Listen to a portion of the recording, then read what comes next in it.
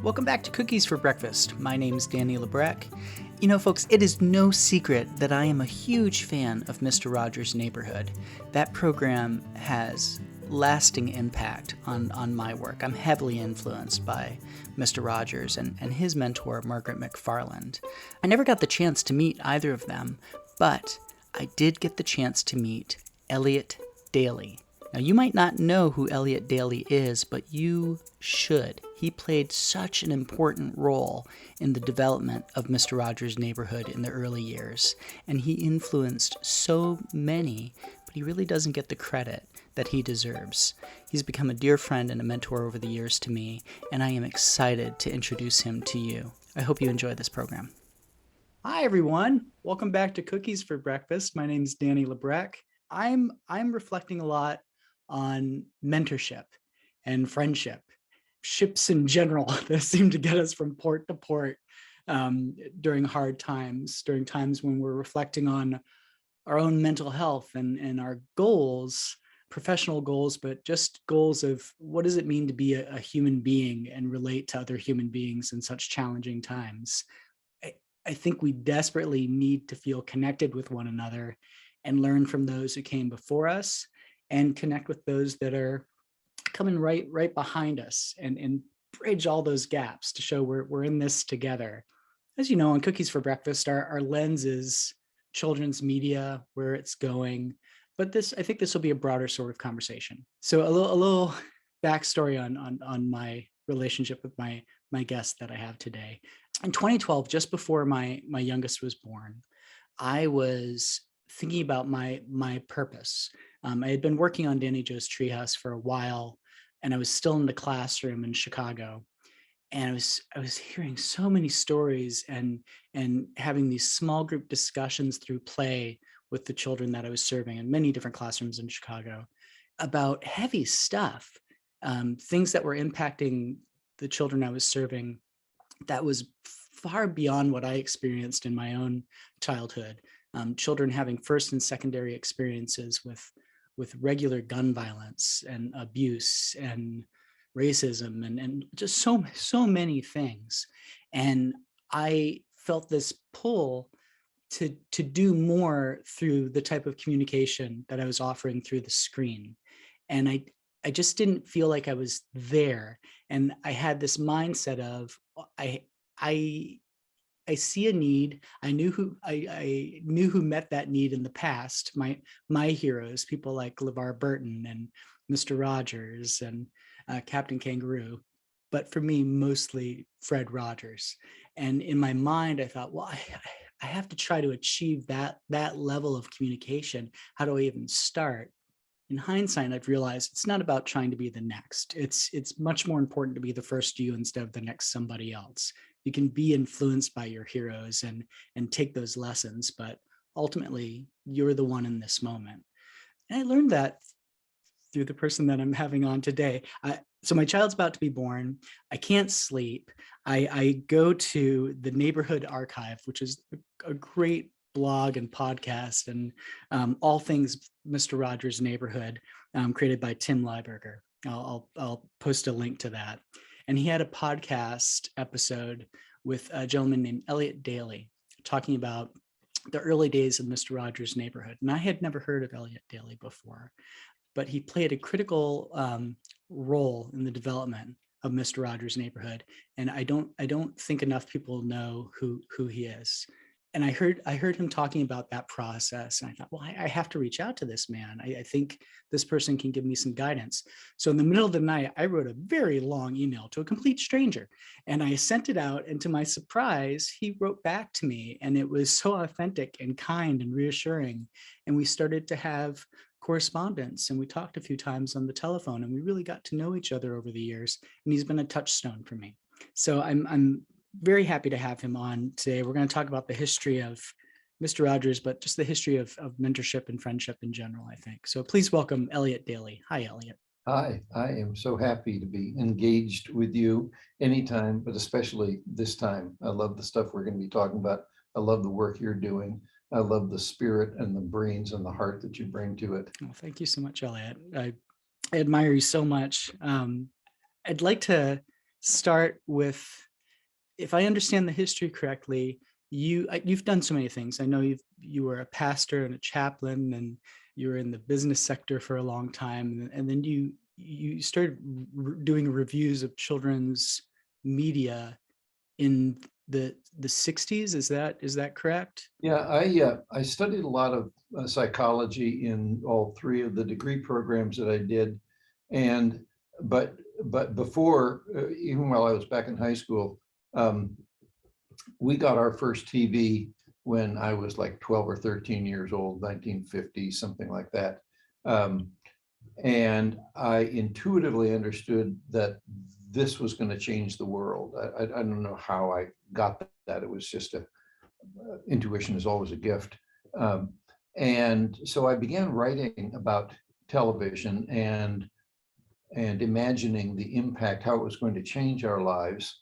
And then I studied a lot of psych in some degree programs that I did, and continued my interest in that impact. But when our own children got born, I thought, wow, how different their growing up years are than mine. You know, when I was in the kindergarten, a trip to the firehouse was a big deal. And my kids were growing up with the Vietnam War being fought on a TV set in their living room, although we didn't make that their primary viewing fare, as you might imagine. So I wrote a number of articles for TV Guide and Look Magazine and Family Circle and people like that, trying to help people understand what role the television experience was playing in their children, and trying to help them borrow. It was an uncontrolled thing, you know, I mean, just the television assumed, because of its technological wizardry, it sort of arrogated to itself the right to be turned on. There was a wonderful researcher at NBC back in the 60s who coined the term LOP, that people tune into the LOP, the least objectionable program, i.e. the television set is going to be on. That's not the question. The only question is, what channel are we going to be watching? And so I was trying to help parents understand that maybe there were some standards and practices from parenting in the age of print that they might want to apply also to the age of TV. So in the course of that, I was paying a lot of attention to children's television. And then I was fortunate enough that a friend of mine was spending a night in a motel with his preschool children in Pittsburgh, and saw what was then a local program by this guy, Fred Rogers.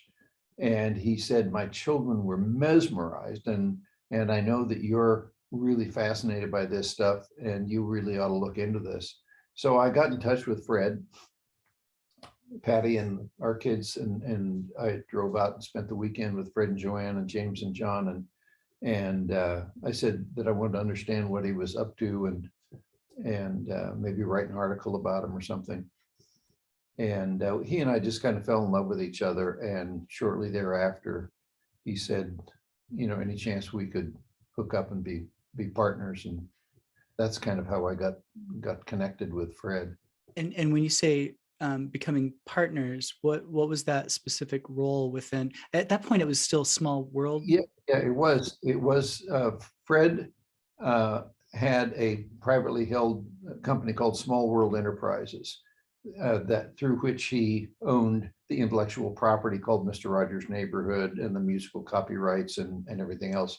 So the trigger for his inviting me to join him was he had been making, I think it was like just 17 programs a year or something. It was a pretty small scale operation, but Sears announced that they would like to give him a bunch of money, $1 million, I guess it was, to expand it. And so he said, I would love to expand it, but I would need a lot of help on both the management side and the creative side. And would you be willing to team up with me? So I became an officer of Small World Enterprises, but realized what we really needed. And Fred made me a partner and owner in Small World. But I realized that we needed a not-for-profit organization that could be the receptacle for grants from corporations, foundations, et cetera, the government. So I created something called Family Communications, Inc. to be a sister company. And then Fred and I licensed the production of Mr. Rogers' Neighborhood to FCI, Family Communications, Inc. on a royalty-free basis. And so I wore hats in both organizations. I was president of Small World, and I was EVP of Family Communications. And wearing that hat, I was the guy that had to go out and chase up the money. But also during the first couple of years, I wrote a number of the scripts, because we went from practically 20 a year or something to 65 a year. So I was writing 20 or 25 scripts a year, and Fred was writing the rest of them. I think so many people have heard in the past that Fred was the sole writer of all, and I know that he reviewed everything and approved everything, but in my research, I've learned that there were more than one writer collaborating with Fred. What would be an episode that folks might be familiar with, or something that you're especially proud of that you worked on?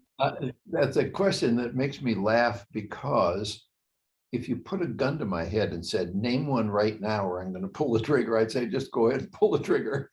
And what I mean by that is, we did programs in blocks of 5. So we would take a theme and work it for a week. It might be separation anxiety, it might be sibling rivalry, it might be fear of the dark, whatever was the theme. And so I would write, depending on, I would write 5 programs in which we would sort of open the issue up and work it during the week, and hopefully bring it to some comfortable resolution by the end of the week, although each program itself had to be entire unto itself. And so I would have a conversation about the theme of the week with Margaret McFarland. We'll come back to her in a second, speaking of mentors. And then the ideas for that week's program would sort of gestate, and I would mull them for a while. And then typically about 4:30 in the morning, I would be awakened by the muse, say, okay, go deliver this now. And I would go into my study and I would write a script. And it was the most mystical experience of my life, because I did not know what was going to come out until I read it on the paper that was scrolling up through my typewriter, and it was a very unconscious process. Mm-hmm. And I would typically finish a script about 10:30 in the morning, after about 5 or so hours. And I would be quite ecstatic. And I would go into the kitchen, brew myself a cup of coffee, and I say, Patty, this is going to be the greatest program in the history of Mr. Rogers' Neighborhood. And she said, what's it about? And I would say, wait a minute, I don't remember. And I would dash back into the study and say, oh, it's about Cornflake especially is going to be doing this in the neighborhood to make believe, and Fred's going to be doing, and it's part of the week theme. But honest to God, I have occasionally seen episodes of Mr. Rogers' Neighborhood and then realized at the end of it that I had written it. I don't have any capacity to retain it. It just flowed through me onto the paper, into the studio, and then it came out on the television screen. I love that. I love that process so much, because it's something that I experience in my work for my own stuff and writing for others. And I've talked to enough people in children's media, pioneers and present day colleagues, that talk about that, all of the prep that goes into it, all of the research and thinking out ideas, and then when it's ready, it just hits, and you've got to sit down and start writing, and that flow that comes through you. Yeah. It's such a beautiful moment, and then refining it afterwards. But yeah. I don't know where that comes from, but I love feeling connected to it.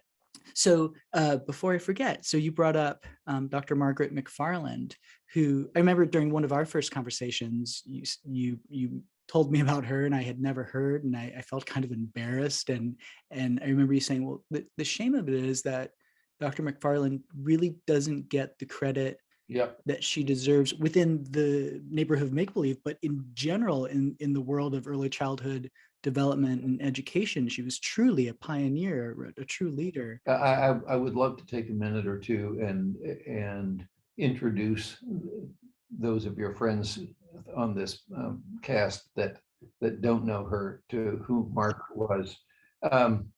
Margaret McFarland was one of three co-founders of the Arsenal Family and Child Study Center at the University of Pittsburgh. That was a facility of the med school, really, of the psychiatry department and psychology department of the University of Pittsburgh. And her two co-founders went on to somewhat greater renown than she. One of them was a guy named Eric Erickson. And the other one was a guy named Benjamin Spock. And the three of them, Margaret and Eric and Ben, founded the Arsenal Family and Child Study Center to understand the inner life of young children. And Margaret stayed on to tend the store for the rest of her life. And it's probably not too much to say, Erickson in fact said it, nobody on the face of the planet understands the inner life of a preschool child better than Margaret McFarland. Well, by a happy coincidence, Margaret was situated in Pittsburgh, as was Fred. And when Fred decided that this was what he really wanted to make his life's work, Fred, as always following his sublime instincts, sought out the best people that he could learn from and turned to Margaret. And so Margaret became his mentor, tutor, guru on all things of the inner life of the preschool child, for which Fred already had a monumental running head start based on his own life experiences and intuitive understandings. And so between the two of them, they represented and created what I want to say is a monumental foundational understanding of not only the inner life of the preschool child, but more importantly, in terms of who Fred became to children and families, how a non-familial adult could elicit a process through a medium of television. And so Margaret was Fred's coach, guru, mentor, and fortunately, thank God, when I hooked up with Fred, mine as well, because as soon as Fred said, I'd really like if you could help me with some, by writing some of the scripts for the program, I said, great, love to. I'd already been doing a lot of other kinds of writing. So he said, why don't you, when you have an idea, why don't you go sit with Margaret? Let's just pick a subject. So I wanted to do a week about sibling rivalry. So I went and I made an appointment with Margaret and went up to see her at her office. And Margaret was a little bird-like woman. She couldn't have weighed 85 or 90 pounds and had a kind of a little squeaky, crackly voice. She was probably in her 60s, 70s, maybe at the time I knew her. I should remember better. So I said, Margaret, I'm thinking about writing a program about sibling rivalry. And so she said, well, I had an Aunt Eleanor who lived in Wichita. That woman, she lived to do laundry, I mean, she just loved to, scrub it on the scrubbing board, and then she'd like to, dry it on the lines where the nice prairie breezes would flow, and then, and my Uncle Mort, he had an old jalopy. Well, I thought, wait, have I just fallen into what the hell is she talking about here? I mean, I had no idea where she was going with this. And she, for the next however long, it seemed an eternity, because I thought really she was out of her mind. She began just talking about all of these seemingly random people, experiences, one thing and another. And then there began to be sort of dim connections and echoes between this and that and the other thing. And then by the time she got done, I was standing inside the life of a preschool child who had just had a new baby introduced into their life that was dislodging their primacy from their parents. And I don't know how she got there, but I had such an exquisite, seemingly flawless understanding, and I ran home and I wrote a week's script. And Margaret she was the most astounding teacher because she taught by creating portraits that drew you into the life circumstances of somebody else. And she did that for Fred and for me. And then some years later, some other people also began writing scripts for the program and did it for them as well. But Margaret, I refer to her as the unsung heroine of Mr. Rogers' Neighborhood. Nobody on the planet had a greater influence than Margaret on what I regard as the genius of Mr. Rogers' Neighborhood. Just hearing about that gift, the way that she painted a picture, there's so many teachers that take that lecture approach of do this, think this, Right, yeah. 1, 2, 3, and then you'll end up here, do it every time.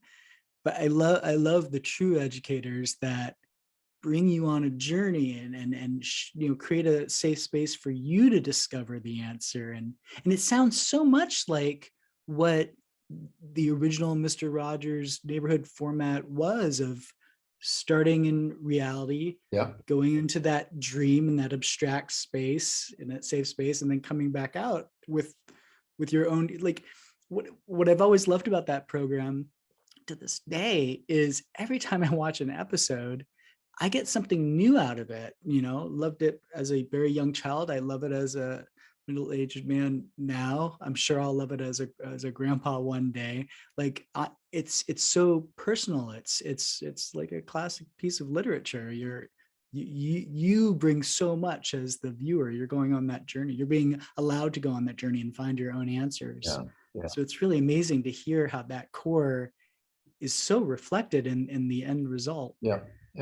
A moment for Margaret. I feel like more people are aware of her now. I've seen more articles about her, but I've always wanted to find more of her papers, which I think are next to impossible to find. I found one at the Fred Rogers Center. Mm-hmm. It was her and Fred on the power of puppetry. Well, and Max King gave her due in his official biography, The Good Neighbor, his biography of Fred, and did a really nice substantive chapter about who she was and her role at the neighborhood. By the way, while I'm at it, I'll just take 30 seconds for this. I want to do a shout out to another mentor that I had when I went there. When I went there, I think it was 33 or 34 when I hooked up with Fred. And after about 6 months or so, I found myself as the president of this company, and the company had television and a music business and a publishing business and one thing and another.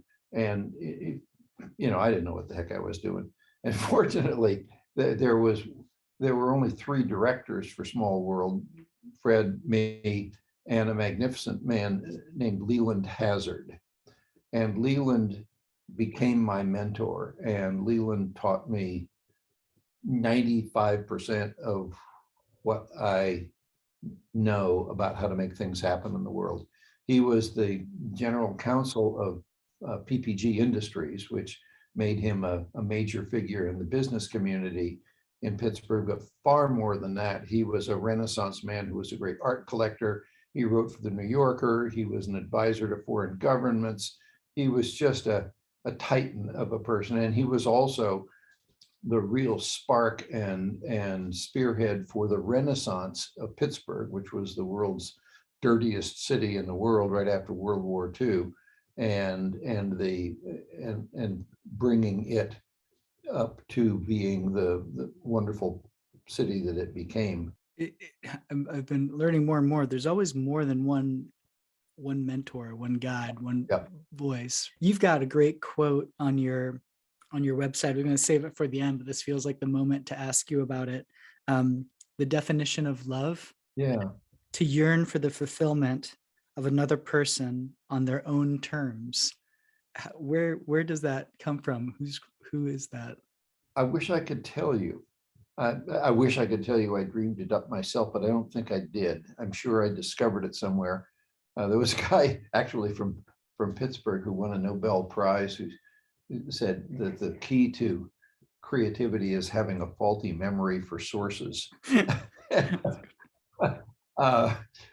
I think that's probably one of those, but the moment I either heard it or, how I would love to think, dreamed it up, it spoke deeply to my heart as well as my mind. And if you want to bring me quickly to tears, just show me somebody who is getting what they deserve in the best sense of the word, and as I watch my friends and our children and now our grandchildren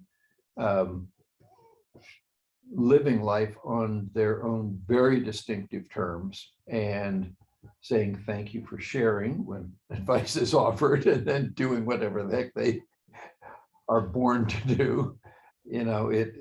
It makes you very very short on advice and long on appreciation. That's good stuff, Eliot.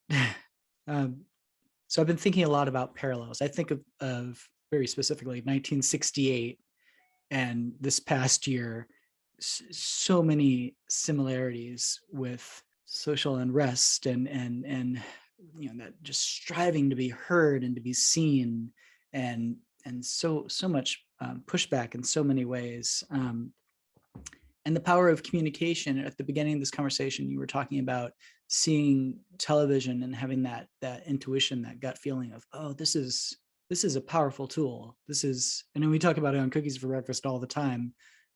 You can use a tool any way you want. A child's first tool being a stick can be used to create, or it can be used to hurt. Yep. Guide a little bit, but give the space for the child to discover and to make some choices and learn from those choices. And it's the same thing with a passive screen or interactive screen or whatever's coming next. I can't stop thinking about, I was in a place of, oh, we've got interactive screens now. The people that I grew up with would pretend to talk through the screen. I can literally do that. I can actually have a back and forth. And isn't that exciting? What's going to come out of that? And amazing things have come out of it, especially during a year of quarantine and remote learning and needing connection, and still needing the face-to-face in-person things, having that balance. But now I'm thinking ahead to the stuff that there's great potential, but I also find it so frightening beyond interactive screens, worlds where you can enter, the virtual through VR and motion capture and these concepts of metaverse. And what is that going to mean to young children? What does it mean now? When you think of what you and Fred and Margaret were thinking about with, okay, we have this responsibility, we have a way to use this TV screen in such a healthy way. What do you think about how screens are being used today? What do you think about the future? What are you hopeful for? What are you a little nervous for? I'm just so curious to hear your perspective on all of that. It's a question that I am living. I mean, I'm living that question big time. I have been somewhat, but not so big time, for a long time. And in fact, probably not so coincidentally, maybe ESP wise, it's going to be the subject of my next blog post. So I've welcomed the opportunity to think out loud about it. So let me just roll back a little bit. 20 years ago, I suppose, when smartphones came along, and pretty soon you couldn't see a human being that didn't have their face in a smartphone. And I would watch my grandkids spending massive amounts of their time on the smartphones, and I And I had this sort of intuitive gut level worry about it. Where's the interactivity? Where's the whatever? Why do you have to make everything mediated when it could be actually, face to face or whatever? And then it suddenly dawned on me as I looked at the way people work at their computers in offices these days. And when you look in an office, all you see is people at computers. And I suddenly realized, oh, no, they are in training for the life they are going to live. Almost any field they go into, unless they're going to be a concert violinist, they're going to be doing their work through some kind of a screen, which is kind of weird to think about. But I mean, even in a manufacturing facility, people are running robots through screens. So I began to back off of my knee-jerk antipathy toward seeing everybody with their nose buried in a screen. And in fact, my own screen is in my pocket, and I spend, an hour or two a day on it. But I think the thing that I am having the hardest time understanding is the amount of time that I see spent on the video games. I see that, who was it? Microsoft just paid yesterday $67 billion to buy the leading maker of these video games. And the analogy that I'm having the hardest time getting over is, when I was 9, 10, 11, 12 years of age, we used to buy comic books, and they were fun. Dick Tracy or Superman or Spider-Man or whatever. And then by the time you were 13 or 14, you put comic books away and you began, reading real books or doing real things in life, starting a business. I started my first business when I was 16, I think.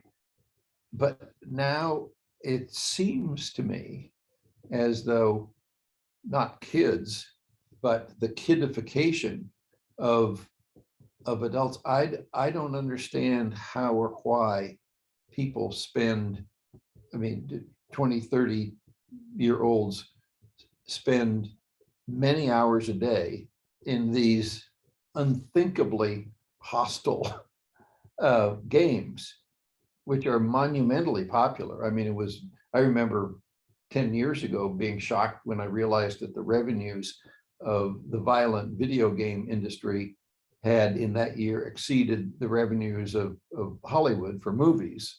And I just frankly don't get it. I wonder, and I can only speak to my own experiences, but I know with young kids, there's that thing where you just don't really have a whole lot of choice or power. Sometimes I have a really great friend named Rachel Giannini, who you would love. She's an early childhood specialist. And I recently wrote about her for my first op-ed in EdSurge about the language of play. And she and I were talking, and she compared the experience over the past 2 years for adults as a window into what children experience often: lack of choice, striving for independence, needing a touchstone.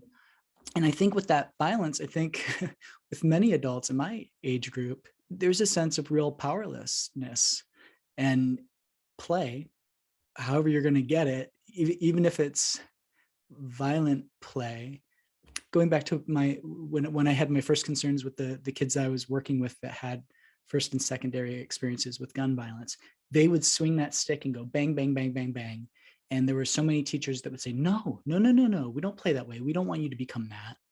But in my mind, and later I was able to prove it, in my mind, I thought, well, how else are they going to get it out?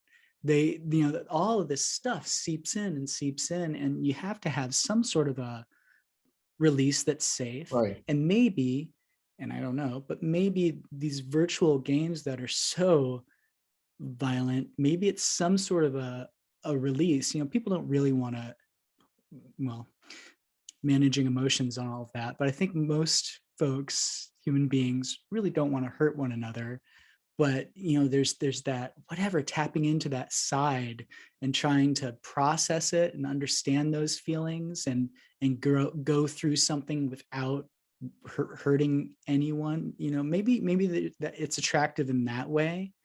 And those games, I think the people that are developing those games, that same technology is going to be applied to this new type of screen interaction. That's not going to replace all the other stuff. Passive screens are still going to be around, movies, all that stuff will still be popular. But the idea of make-believe, of literally going into a land of make-believe and being one of the characters or interacting with characters at a very sweet, innocent level, or maybe in a more violent way. Right. Maybe it's just a way to dream and to process. Yeah, well, and it may be, this is really helpful perspective you're offering. It may be that it's no different from my generation, which, I mean, we read a lot of books, Well, why do you read a book? I mean, you spend hours and hours and hours reading a book. Okay, so somebody else is spending hours and hours and hours shooting down the bad guys. And a lot of people, book reading is about shooting the bad guys. So, I mean, it may just be the Luddite in me that hasn't made, that next leap to that. So many different ways, right? There's more than one way to process stuff. And funny enough, side note, over the past 2 years, we were already a family that read a lot, but oh my goodness, we've every night the kids are reading with my wife Stephanie, and Stephanie does 100 books a year. That's her goal. And the kids are constantly reading, and so am I. And that type of a process is so very, to me anyway, it feels very Zen. It's just the physical nature of it, and letting your mind's eye paint the picture instead of having someone else do it for you. But I also like to play a video game from time to time, if I'm honest. Not the violent stuff for me, but. And I think that I'm increasingly mindful of the fact that there are some things that just came too late in my life for me to take a taste of. I mean, I've always been, I guess, what the marketers would call an early adopter or something. I like, I like what's new and what's next.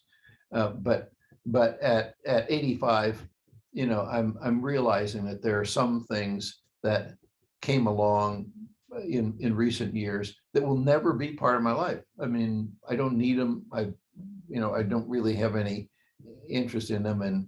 And once I got a taste of Pac-Man, 50 years ago, which was, I guess, about the first video game, I kind of moved along, and I didn't revisit the later permutations of it. And it's a little bit ironic that dear friends of ours here in town have 4 daughters of extraordinary accomplishment. And one of them is at the head of the Oculus division of Facebook, where you go into another world, I guess, with this face mask on. And I don't know what happens in that other world, but I need to ask Becca more about that transition into that other world. I mean, that's the big thing that so many people are talking about. And whether it's, I think the term metaverse is the one that's thrown out the most, but it's definitely connected to that.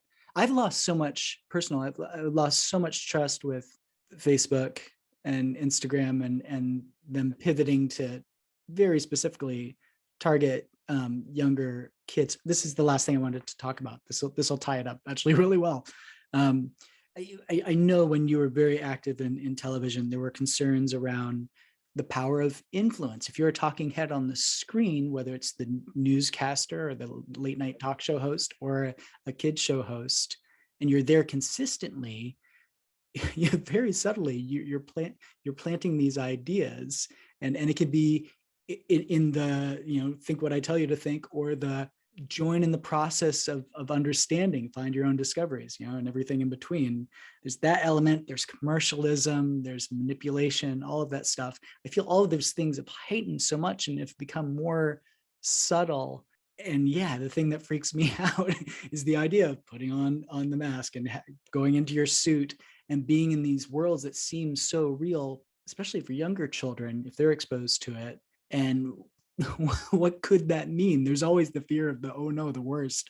But how do we control the stick? How do we teach our kids how to control that that stick? Because there's always going to be negatives. Yeah. Well, one of the reasons why we have chosen to live in this town for the last 50 odd years is that there are so many interesting thinkers here whose brains we can pick. And one dear friend who just died a year ago, Freeman Dyson, was a physicist at the Institute for Advanced Study. And Freeman is one of these monumental thinkers. I mean, not out of the box, because there is no box as far as he's concerned. And we had dinner with Freeman and Emma many times, but I would also just go over and visit Freeman in his office and have conversations with him at the Institute for Advanced Study. And what became clear to me is that Freeman refused to recognize any boundary of any sort between the fleshy world of Eliot Daley and the mechanical world of that clock up there, or that TV that's on the wall over there. And his conviction was that human beings are in our infancy in terms of the life cycle of Homo sapiens.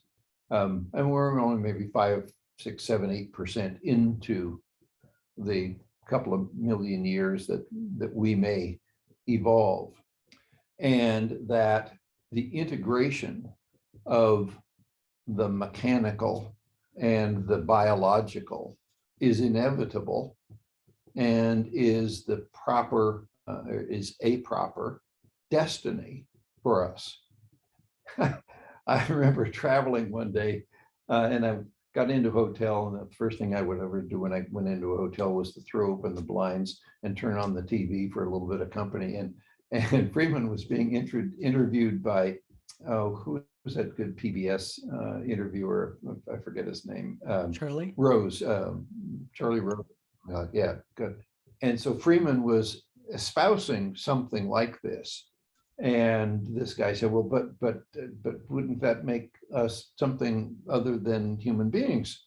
And Freeman said something like, so what you seem to be saying is that if there is an integration between the mechanical and the human that comes together in the human brain, that would make someone something less than human. And Rose is sort of nodding, and Freeman said, do you know anyone who uses a hearing aid? You know, and then he goes on to say in this book, future something. Oh, I wish I could remember it.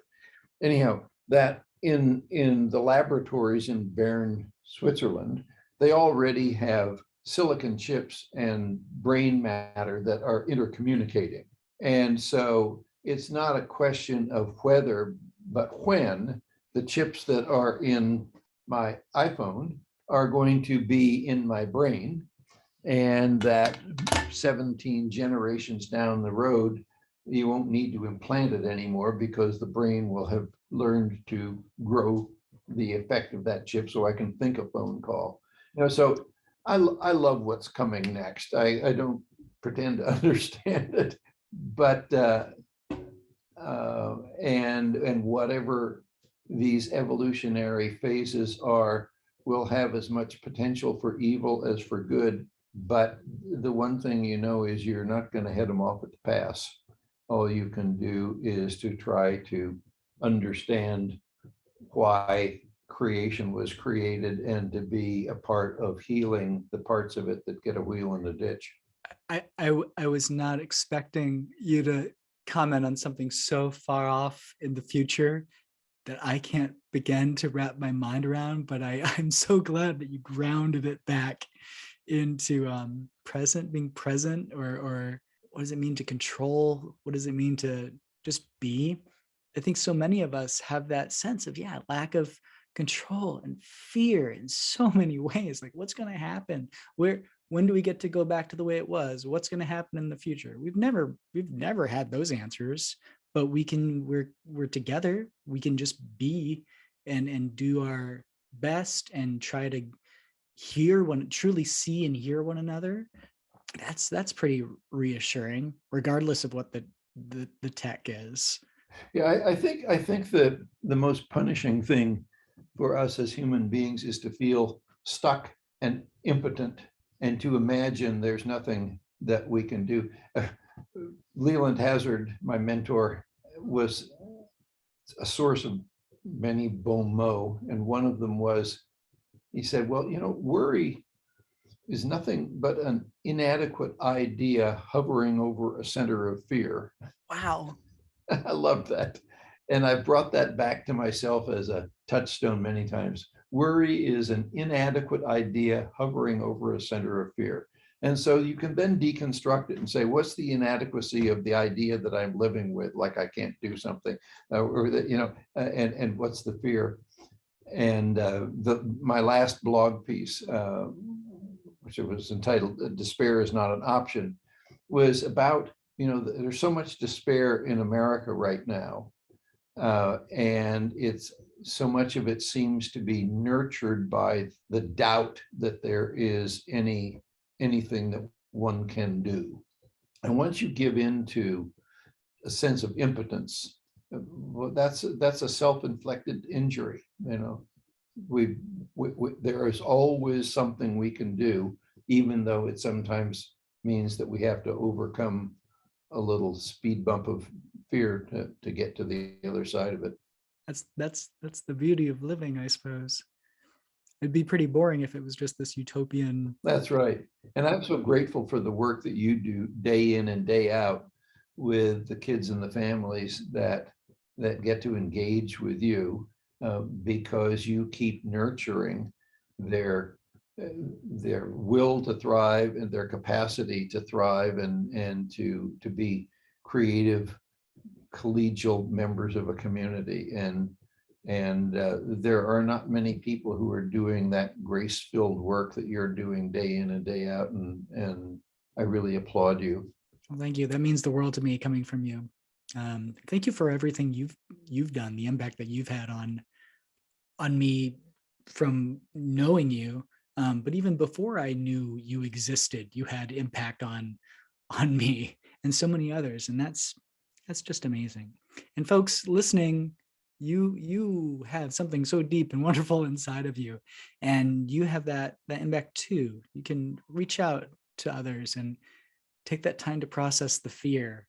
There's been a lot of really fantastic quotes in this piece. We'll see you next time. When the screen goes off, don't forget, we're real human beings and we're out here and we really do care about you. Grace-filled work.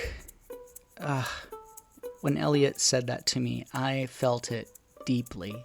I know that there are so many of us in children's media who care deeply about the children and their adults on the other side of the screen, of the podcast, of whatever you happen to be working on. Think about that term, grace-filled work, as you connect. And thanks so much again to Eliot Daley and Fred Rogers and Margaret McFarland and all of the mentors that came before us. Who are you going to help?